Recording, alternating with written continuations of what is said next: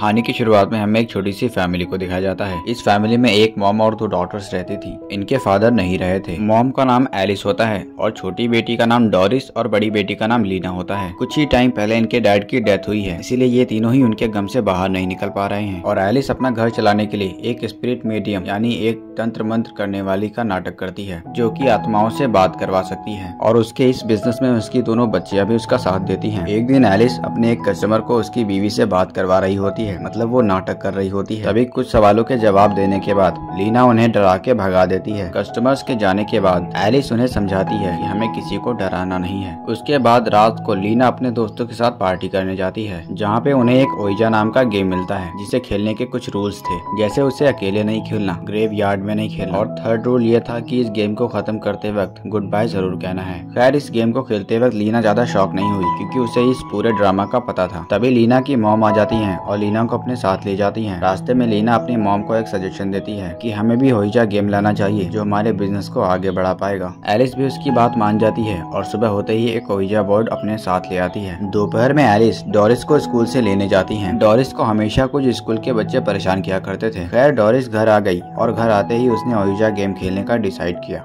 Alice जब वो game खेल रही होती है तो उसे तो कुछ भी नहीं होता, बल्कि उसकी बेटी ऊपर जाके प्रोसेस हो जाती है और वो एलिस के पूछे हुए सभी सवालों के जवाब दे रही है। लीना को ये सब देख के काफी ज्यादा अजीब लगता है। एलिस ने उस गेम के पास जिस भी स्पिरिट का नाम पूछा था, उसने अपना नाम मार्कस बताया था, यानी डोरिस को जिस भी स्पिरिट ने प्रोसेस किया था उसका नाम मार्कस था। उसके बाद जब एलिस नीचे गेम खेलना बंद करती है तो डोरिस भी पोजीशन से बाहर आ जाती है। रात होती है और हम देखते हैं कि डोरिस भी उसी ओइजा गेम के पास आई है। डोरिस को पता था कि ये गेम आत्माओं से कनेक्ट करवाता है और इसीलिए वो अपने डैड की स्पिरिट से कनेक्ट करना चाहती थी। और हैरानकुन तौर पर ओइजा बोर्ड की प्लैनचेट हिलने भी लगती है और डोरिस को लगता है कि उसने अपने डैड के साथ कांटेक्ट कर लिया है। अगले दिन डोरिस स्कूल चली जाती है और वहाँ पर फादर टॉम उसे अपने ऑफिस में बुलाते हैं। ऑफिस में एलिस भी आई हुई थी। फादर उसे बताते हैं कि आपकी डॉटर की पढ़ाई में मदद किसने की थी, क्योंकि डोरिस ने तो कमाल का होमवर्क किया था। इससे अच्छा तो उसने आज तक स्कूल में परफॉर्म नहीं किया था। अब एलिस डोरिस को लेकर घर आ जाती है और घर आके उन्हें पता लगता है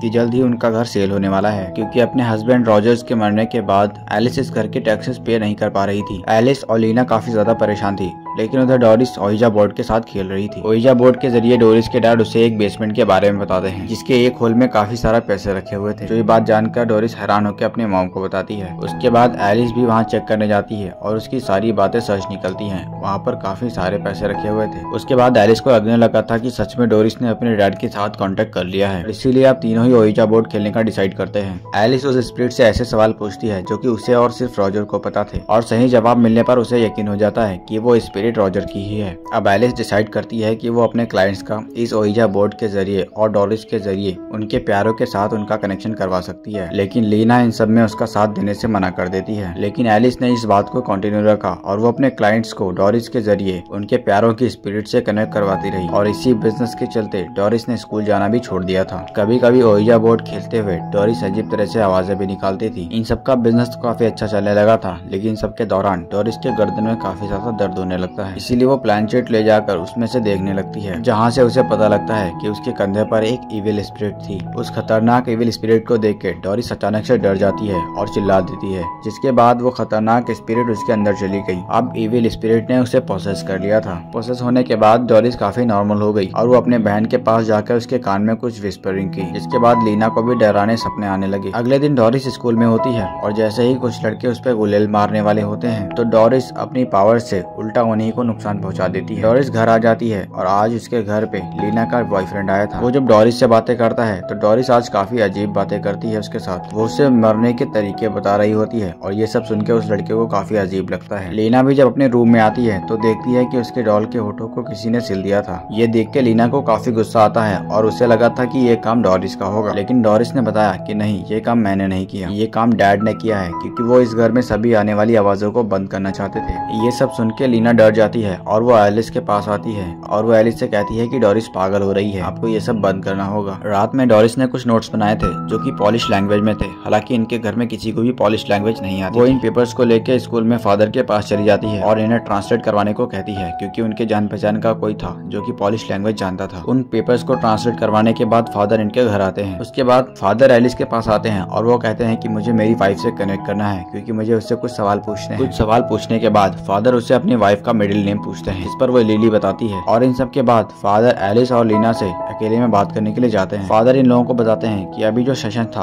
वो बिल्कुल भी सक्सेसफुल नहीं था। मेरी वाइफ का मिडिल नेम कैथरीन था और लिन मेरी ग्रैंडमा का नाम था, और लिन भी वो इसीलिए बता पाई क्योंकि मैं उस वक्त लिन ही सोच रहा था। मतलब फादर यहाँ ये बता रहे थे कि डोरिस किसी की भी स्पिरिट से कनेक्ट नहीं करवाती है, बल्कि वो बस इंसानों का दिमाग पढ़ लेती है, जो भी वो उस वक्त सोच रहे होते हैं। जब भी हम सवाल पूछते हैं तो उसका जवाब सोचते हैं। एलिस पूछती है कि आखिर डोरिस ये सब कर कैसे पा रही है। फादर उससे बताते हैं कि डोरिस को किसी इविल स्पिरिट ने पोसेस किया है। फादर ने लीना को बताया कि तुमने जो नोट्स दिए थे उसमें एक मार्कस नाम के बंदे की कहानी लिखी है। वर्ल्ड वॉर के दौरान मार्कस को एक डॉक्टर ने पकड़ लिया था और वो उस पर काफी अजीबोगरीब एक्सपेरिमेंट्स करता रहा। वो डॉक्टर एक साइकोपैथ था और वो लोगों को पकड़कर अजीबोगरीब एक्सपेरिमेंट्स करता था और आखिर में उन्हें मार देता था। वो उन सभी को अपने बेसमेंट में रखता था ताकि ऊपर आने वाला किसी भी कस्टमर को उसके बारे में पता ना चल पाए। और ये घर भी असल में उसी डॉक्टर का है और जितने भी उस डॉक्टर ने इस घर में लोग मारे थे उनकी लाशें आज भी उसी बेसमेंट में थे। और इसका मतलब ये घर भी कब्रिस्तान था। और ओइजा बोर्ड का रूल था कि इस गेम को कब्रिस्तान में नहीं खेलना, मतलब तीसरा रूल भी इन्होंने तोड़ दिया था। फादर उन्हें बताते हैं कि मार्कस ने अपने मरने के बाद की लाइफ के बारे में भी लिखा है। मार्कस लिखता है कि स्पिरिट वर्ल्ड बहुत ही ठंडा है और यहाँ पर कोई बोल नहीं सकता, लेकिन मार्कस को डोरिस मिल गई है जिसकी आवाज में वो बोल पाता है। और यही वजह थी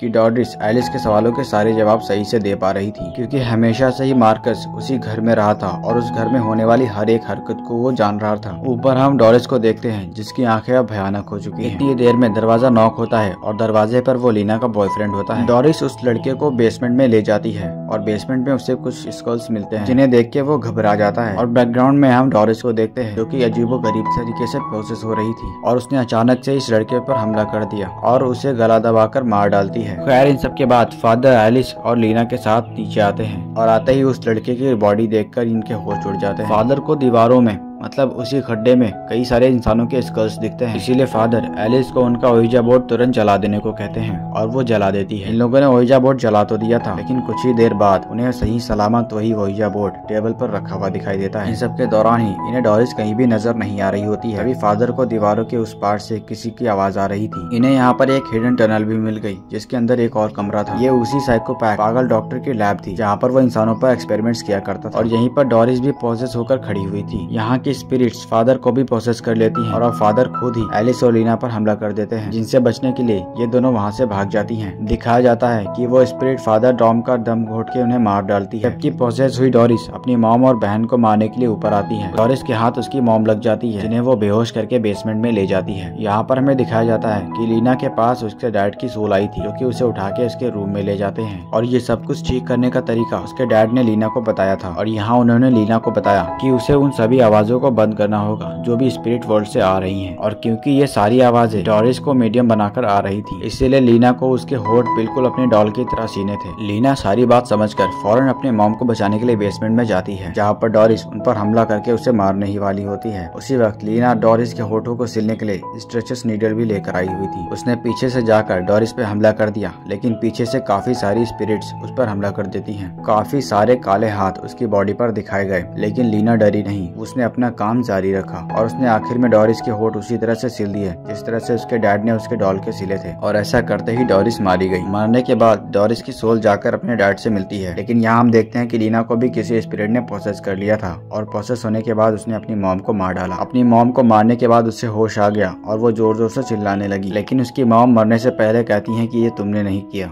और वो मर जाती हैं। उसके बाद सीन कट होता है और हमें कई महीनों बाद लीना को एक मेंटल हॉस्पिटल में दिखाया जाता है। उसके ऊपर उसकी मॉम और उसकी बहन का मर्डर करने का इल्जाम था। डॉक्टर की बातों के दौरान हमें पता लगता है कि डोरिस की लाश पुलिस को आज तक नहीं मिली और लीना भी कभी इस बारे में उन्हें कुछ भी बता नहीं पाती थी। खैर डॉक्टर लीना को उसके रूम में दोबारा से भेज देते हैं जहाँ पे लीना अपने खून से एक ओइजा बोर्ड तैयार करती है और अपनी बहन की सोल को बुलाने की कोशिश करती है। उसका ये तरीका काम भी कर जाता है और थोड़ी ही देर बाद हमें डोरिस की स्पिरिट को उसके पास बैठा देखते हैं और यहीं पे ये कहानी खत्म हो जाती है। अगर आपको ऐसी ही कहानियाँ देखना पसंद है तो प्लीज हमारे चैनल को सब्सक्राइब कर लीजिए।